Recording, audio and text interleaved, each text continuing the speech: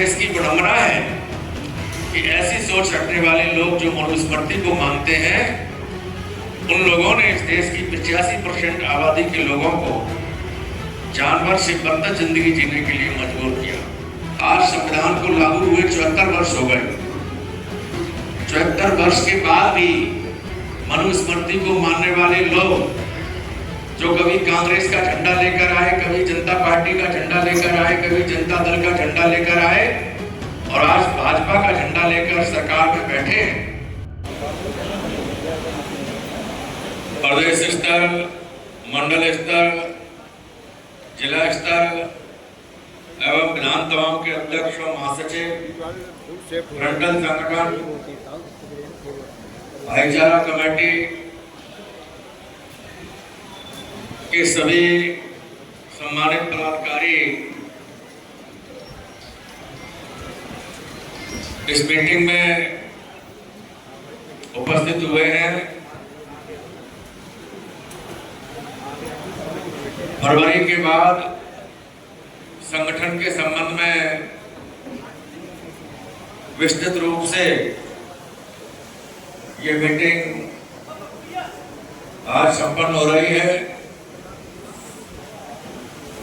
मैं सबसे पहले अपने सभी संत गुरु महान पुरुष जिन्होंने बहुजन समाज के सम्मान के लिए, स्वाभिमान के लिए संघर्ष किया, उन सभी को कोट कोट नमन करता हूं। भारतीय संविधान के निर्माता परम पूज्य बाबा साहब डॉक्टर भीमराव अम्बेडकर जी, बहुजन समाज के महानायक मानवर कांशीराम साहब, और आज हमारे साथी ने बताया कि आदरणीय हमारे दीना भाना वाल्मीकि जी का भी आज ऐतिहासिक दिन है। हम सभी लोग जानते हैं कि आदरणीय दीना भाना वाल्मीकि जी मानवर कांशीराम साहब के साथ में रहे। मानवर कांशीराम साहब को उन्होंने मिशन मूवमेंट की जानकारी दी। आज मंच पर हमारे प्रदेश के, मंडल के और जिले के सभी सम्मानित पदाधिकारी उपस्थित हैं। सामने हमारे सभी जिम्मेदार साथी भी उपस्थित हैं। 12 बजे से आप लोग यहाँ बैठे हैं। 8 जनपदों की, 9 जनपदों की जिला अध्यक्षों को बुलाकर समीक्षा हुई। 5 बिंदुओं पर प्रदेश और मंडल के पदाधिकारियों की भी समीक्षा हुई। जो मेंटेनेंस वाला बिंदु है उस पर हमारे जिले के कुछ जनपदों का पूरा है, कुछ जनपदों ने आश्वासन दिया है। मंडल के और प्रदेश के पदाधिकारियों का भी मेंटेनेंस पूरा नहीं हो पाया। पार्टी के संगठन का काम सभी विधानसभा क्षेत्र में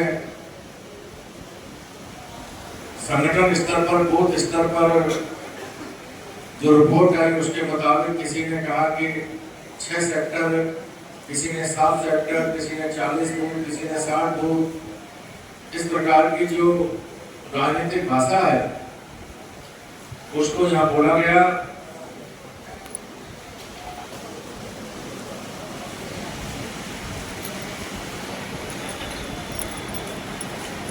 भाईचारा कमेटी के बिंदु पर पूछा गया तो बड़ी लापरवाही के साथ ये कहा गया कि सभी लोग मेन बॉडी में काम करना चाहते हैं।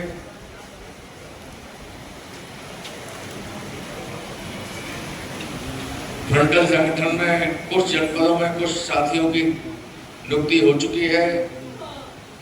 जैसे हमारा युवा मोर्चा है मैं समझता हूं कि ये बहुत तेजी से आगे बढ़ रहे हैं। इनकी नियुक्ति सभी जनपदों में लगातार जल्दी हो रही है।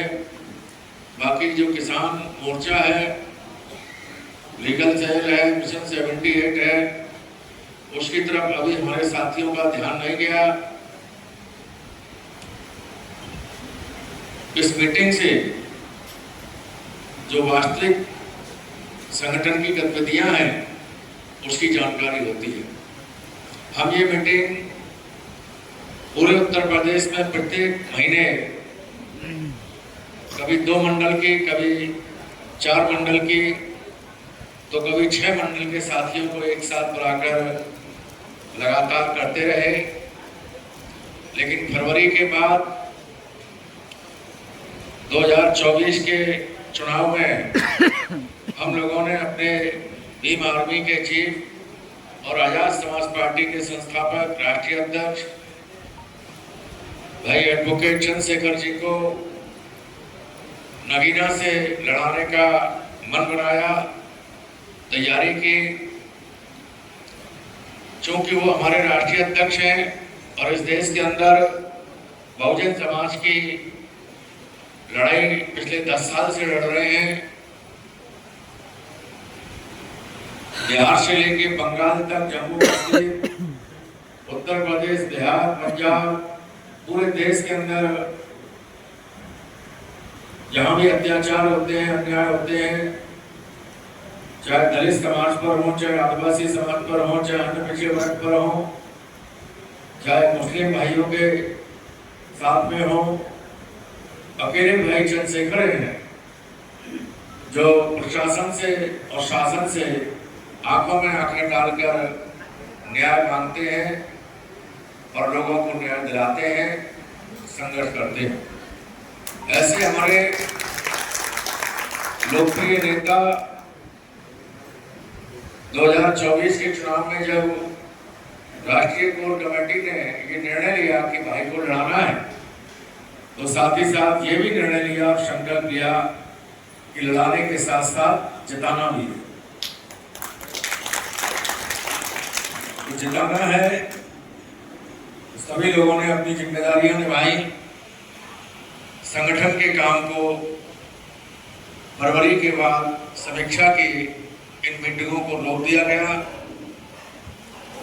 और हमें खुशी है कि आप सब लोगों ने, जो भी साथी यहाँ बैठे हैं मेरे सामने या मंच पर, आप सब ने अपना समय भी दिया, आर्थिक रूप से सहयोग भी किया और नगीना की जनता और नगीना के पदाधिकारी कार्यकर्ताओं का मैं इस मंच से धन्यवाद करता हूं। उन्होंने पूरे मन से, पूरी लगन से, पूरी निष्ठा से मेहनत की, काम किया और हमारे नेता को 5,13,000 वोट देकर पार्लियामेंट पहुंचाने का काम किया।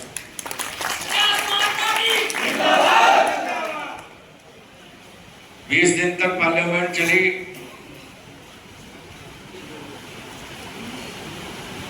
अनुसूचित जाति की सीट से, अनुसूचित जनजाति की सीट से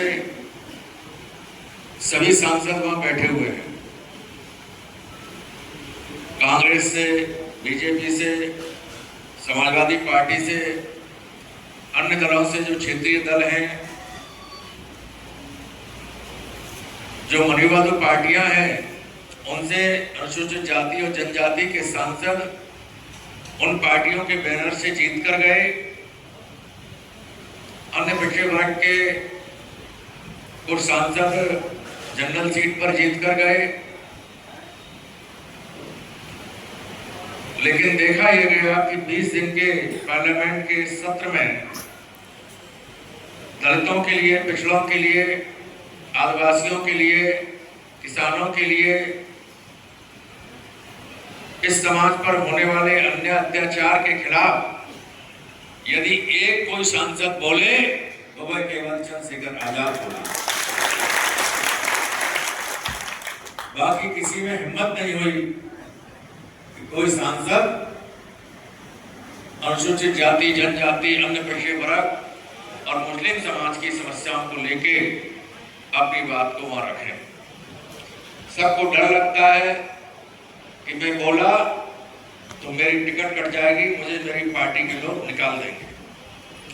हमारे लोगों को ये सोचना है कि परम पूज्य बाबा साहब ने संविधान में आरक्षण सीटों की जो व्यवस्था की, तो उन्होंने ये सोचा होगा लगभग 5000 साल से इन बहुजन समाज के लोगों को शूद्र कहा गया, इनको 6743 जातियों में बांटा गया, इनको अछूत कहा गया, सछूत कहा गया, इनसे घृणा की गई, नफरत की गई, इनको पढ़ने लिखने से रोका गया, इनको सार्वजनिक स्थानों पर खड़े होकर बात करने से रोका गया, अच्छे कपड़े पहनने से रोका गया, इन्हें जानवर के समान समझा गया। ऐसा लिखा गया, ढोल गंवार शूद्र पशु नारी सकल ताड़न के अधिकारी। इनको शूद्र कह के ढोल के समान माना गया, जानवर के समान माना गया कि जैसे ढोल में डंडा मारते हैं तो आवाज निकलती है, जानवर में डंडा मारते हैं तो वह काम करता है, ऐसे ये शूद्र हैं। जब तक इनमें डंडा नहीं मारेंगे, इनको मारेंगे पीटेंगे नहीं, ये काम नहीं करेंगे। हमारे देश की विडंबना है कि ऐसी सोच रखने वाले लोग जो मनुस्मृति को मानते हैं, उन लोगों ने इस देश की 85% आबादी के लोगों को जानवर से बदतर जिंदगी जीने के लिए मजबूर किया। हजारों साल तक हमारे लोग दुख तकलीफ और परेशानियों में जिंदगी जीते रहे। समय समय पर अत्याचार और अन्याय से दुखी होकर कुछ लोग सिख बन गए, कुछ मुस्लिम बन गए, कुछ ईसाई बन गए, कुछ बुद्धिस्ट बन गए। कुल मिला के ये 85% लोग हमारे बहुजन समाज के लोग हैं। इन लोगों को लंबे समय तक गुलाम बना के रखा गया। राजाओं के समय इनको अपनी समस्या रखने के लिए दरबार में नहीं घुसने दिया गया, चाहे वो मुगल शासकों का समय हो, चाहे अंग्रेजों का समय हो, चाहे राजाओं का समय हो। इनको हजारों साल तक किताब और कलम से वंचित किया गया, और किताब और कलम से वंचित होने के कारण ये पढ़ लिख नहीं पाए, दिमागी रूप से विकसित नहीं हो पाए, तो मजदूरी करने के लिए बाध्य हो गए। बाबा साहब ने इनकी इस हालत को देखा। उन्होंने पढ़ाई के साथ साथ इन लोगों के लिए संघर्ष किया। बाबा साहब के संघर्ष से अंग्रेजों के समय बहुजन समाज के लोगों को इस देश के अंदर शासक बनने के लिए, सम्मान पाने के लिए, न्याय पाने के लिए, विकास पाने के लिए, इंसानियत की जिंदगी जीने के लिए वोट डालने का अधिकार मिला। पहले राजा रानी के पेट से पैदा होते थे। बाबा साहब ने उस व्यवस्था को खत्म करके भारत के प्रत्येक नागरिक को, चाहे वो झुग्गी झोपड़ी में ही क्यों ना रहता हो, उसको वोट डालकर अपना राजा बनाने का अधिकार दिया। बाबा साहब के संघर्ष से अंग्रेजों के माध्यम से ही हम लोगों को शिक्षा का अधिकार मिला, नौकरी करने का अधिकार मिला, और बाबा साहब ने संविधान लिखते समय देश के सभी नागरिकों के लिए प्रत्येक क्षेत्र में बराबरी के अधिकारों का वर्णन किया। सबको ये अधिकार मिला कि सभी लोग शिक्षा ग्रहण कर सकते हैं, सभी लोग सरकार की नौकरी कर सकते हैं, सभी लोग अपने धर्म के अनुसार अपनी आस्था प्रकट कर सकते हैं, सभी लोग संपत्ति रख सकते हैं, सभी लोगों को न्याय मिले, सभी को सुविधाएं मिले। प्रत्येक क्षेत्र में बराबरी के अधिकार भारत के संविधान में बाबा साहब ने लिखे। बाबा साहब ने 26 जनवरी 1950 को जब भारत के संविधान को भारत के राष्ट्रपति जी को दिया, तब उन्होंने कहा कि मैंने दुनिया के तमाम लोकतांत्रिक देशों का अध्ययन करके इस संविधान की रचना की है। मैंने इस संविधान में सभी धर्म, सभी जाति के लोगों को समान अधिकारों का वर्णन किया है, समान अधिकार देने के लिए लिखा है। यदि इस संविधान को लागू करने वाले सरकार में बैठे हुए नेता जिनकी सरकारें हैं ईमानदारी से संविधान को लागू करेंगे तो संविधान में मिले अधिकारों के कारण ये बहुजन समाज के लोग जो 5000 साल से गुलामी कर रहे हैं, जानवर जैसी जिंदगी जी रहे हैं, इनको 6743 जातियों में बांटा, इनको धर्म में बांटा, इनको वर्गों में बांटा। ऐसे लोगों को जब संविधान में मिले अधिकार मिलने लगेंगे तो 10 साल बाद इनकी स्थिति बेहतर होती हुई नजर आएगी। साथ ही साथ बाबा साहब ने शक जाहिर किया कि मुझे शक है कि सरकार में बैठे हुए नेता यदि ईमानदारी से संविधान के अनुसार काम नहीं करेंगे, संविधान में मिले अधिकारों को आम जनता तक नहीं पहुंचाएंगे, तो दुनिया का ये सबसे बड़ा संविधान व्यर्थ साबित होगा। आज संविधान को लागू हुए 74 वर्ष हो गए। 74 वर्ष के बाद भी मनुस्मृति को मानने वाले लोग जो कभी कांग्रेस का झंडा लेकर आए, कभी जनता पार्टी का झंडा लेकर आए, कभी जनता दल का झंडा लेकर आए और आज भाजपा का झंडा लेकर सरकार में बैठे हैं। तमाम राज्यों में कम्युनिस्ट पार्टी, मार्क्सवादी कम्युनिस्ट पार्टी, समाजवादी पार्टी, राष्ट्रीय लोकदल, आम आदमी party, Telugu Desam party, Janata Dal you, इन सभी पार्टियों के होने के बावजूद भी आज भी हमारे लोग बड़े बड़े शहरों में फुटपाथों पर सोते हैं। आज भी हमारी छोटे छोटी बच्चियां चौराहों पर 10-10, 12-12 साल के बच्चे भीख मांगते हुए नजर आते हैं। आज भी हमारे लोग रेलवे लाइनों के किनारे झुग्गी झोंपड़ियों में रहते हुए नजर आते हैं। आज भी हमारे लोग बस स्टैंड के पास, रेलवे स्टेशन के पास टाट पट्टियों की झोंपड़ी बनाकर रहते हुए नजर आते हैं।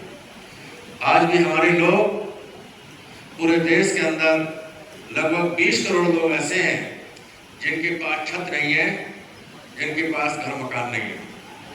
जबकि भारत के संविधान में बाबा साहब के माध्यम से ये व्यवस्था की गई कि भारत के नागरिक को रोटी, कपड़ा, मकान देने की जिम्मेदारी सरकार की है। भारत के लोगों को शिक्षा, सम्मान और न्याय देने की जिम्मेदारी सरकार की है। जब भारत का संविधान हमको शिक्षा देने का अधिकार देता है, सुरक्षा देने का अधिकार देता है, रोटी, कपड़ा, मकान देने का अधिकार देता है, तो फिर हमें ये सुविधाएं क्यों नहीं मिली? क्यों नहीं मिली? क्योंकि जो सुविधाएं देने वाले लोग हैं सरकार में बैठे हैं, चाहे वो कांग्रेस के नाम पर बैठे रहे 56 साल तक, चाहे वो जनता पार्टी के नाम पर बैठे, चाहे वो जनता दल के नाम पर बैठे, चाहे अब भारतीय जनता पार्टी के नाम पर बैठे हैं और तमाम प्रदेशों में प्रदेश स्तर की पार्टी बनाकर बैठे हैं, ये सभी लोग मनुस्मृति को मानने वाले लोग।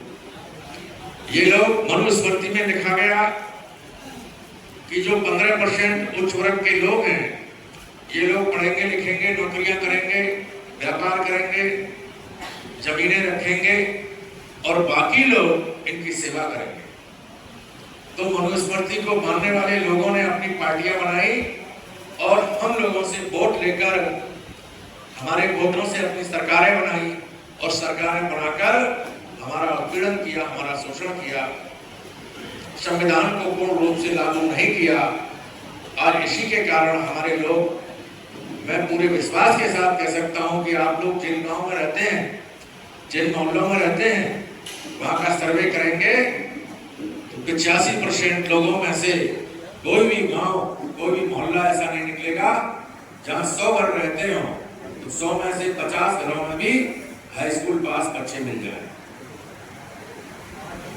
आज भी 50% लोग हमारे अशिक्षित हैं, जो हाई स्कूल पास नहीं होते हैं, 4, 5, 6 क्लास पढ़ के आर्थिक तंगी के कारण अपने माँ बाप के साथ मजदूरी करने जाते हैं, वो लोग अनपढ़ माने जाते हैं। जो हाई स्कूल से पास हैं, ऐसे लोगों की संख्या मुश्किल से 20% है और जो ग्रेजुएशन कर चुके हैं, ऐसे लोग मुश्किल से 12% है। हमारे 85% लोगों में से 12% लोग ग्रेजुएशन करने के बाद डॉक्टर बने, इंजीनियर बने, वकील बने, अच्छे स्तर के नेता बने, कहीं किसी ने दुकान खोली, किसी ने कुछ बड़ा कारोबार किया, हमारी खुशहाली को देखकर, हमारे कपड़ों को देखकर, हमारी गाड़ियों को देखकर मनुवादी लोगों के पेट में दर्द होने लगा कि ये 85% लोग हमारे खेत खलिहान में, बाग बगीचों में मजदूरी करते थे, इनके बाप दादे हमारे घरों में काम करते थे, इनकी जो पूर्वज हैं वो हमारे लिए बेगार करते थे। अब ये लोग अच्छे मकानों में रहने लगे हैं, अच्छा खाना खाने लगे हैं, अच्छी गाड़ियों में चलने लगे हैं। उनको अच्छा नहीं लगा, उन्होंने प्लान किया कि इनको कमजोर कैसे किया जाए। उन्होंने प्लान करके हमको कमजोर करने का रास्ता ढूंढा। उन्होंने देखा कि ये जो बहुजन समाज के लोग हैं, इनको शिक्षा सरकार के स्कूलों में मिली, तो सरकार के स्कूलों में उन्होंने पढ़ाई बंद कर दी। आप अपने गांव में देखेंगे, प्राइमरी स्कूल यदि 5 क्लास का है तो वहां 2 टीचर मिलेंगे। 8 क्लास का जूनियर हाई स्कूल है तो वहां 4 या 5 टीचर मिलेंगे। और जो इंटर कॉलेज है, डिग्री कॉलेज है सरकार के, वहां प्रोफेसर और टीचर, लेक्चरर पढ़ाने नहीं जाते हैं, दफ्तर में बैठे रहते हैं। पूरा अनुशासन खत्म हो चुका, पढ़ाई की व्यवस्था खत्म हो गई। जो संपन्न लोग थे बहुजन समाज के 10-12% लोग, उन्होंने अपने बच्चों को प्राइवेट स्कूलों में पढ़ाना शुरू किया।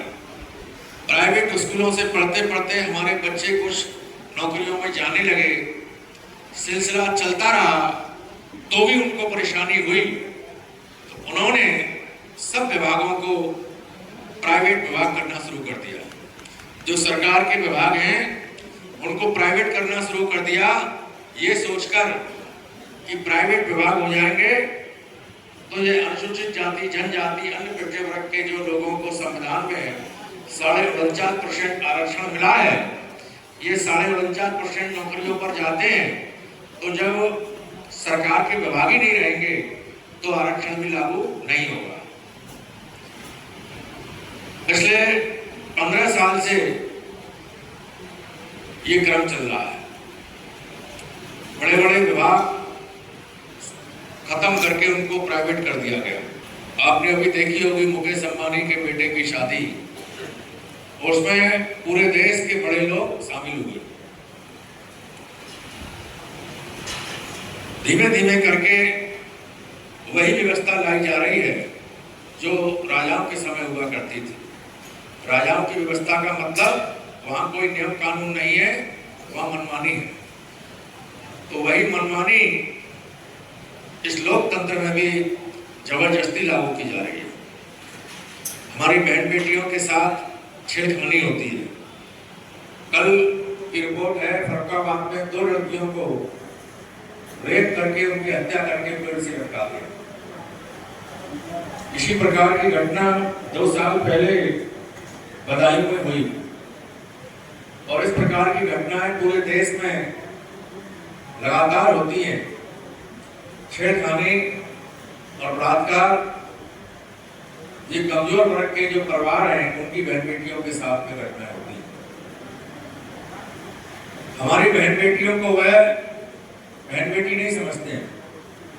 हमारी बहन बेटी को वह भारत की बहन बेटी नहीं समझते हैं, क्योंकि हमारी बहन बेटी बहुजनों की बहन बेटी है, अछूतों की बहन बेटी है, पिछड़ों की बहन बेटी है, सिख, मुस्लिम, ईसाई, बुद्धिस्टों की बहन बेटी है।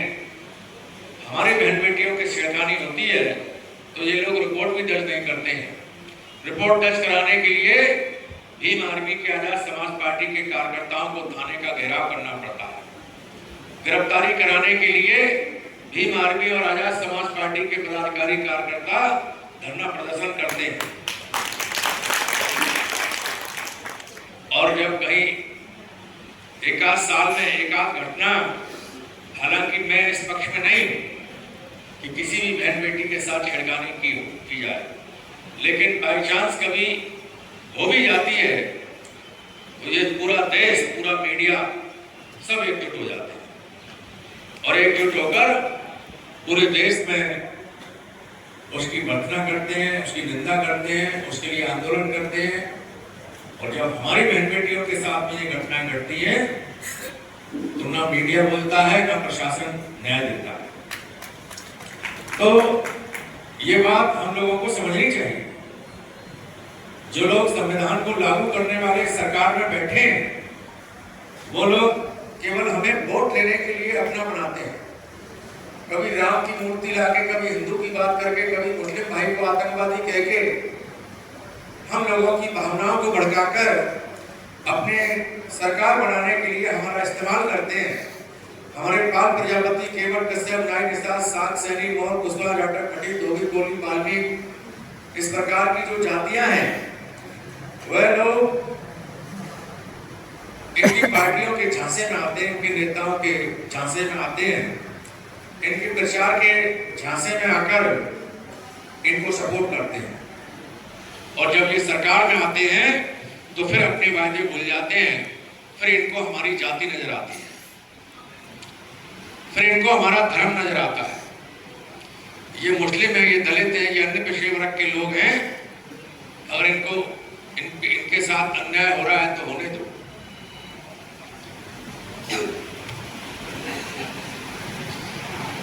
ये उनकी अपनी सोच है, उनके पास क्षमता है, शक्ति है, शासन है, प्रशासन है। 80% नौकरियों पर वो लोग बैठे हुए हैं। 20% में से 10-12% नौकरियों पर शेड्यूल कास्ट, शेड्यूल ट्राइब के लोग दिखाई देते हैं।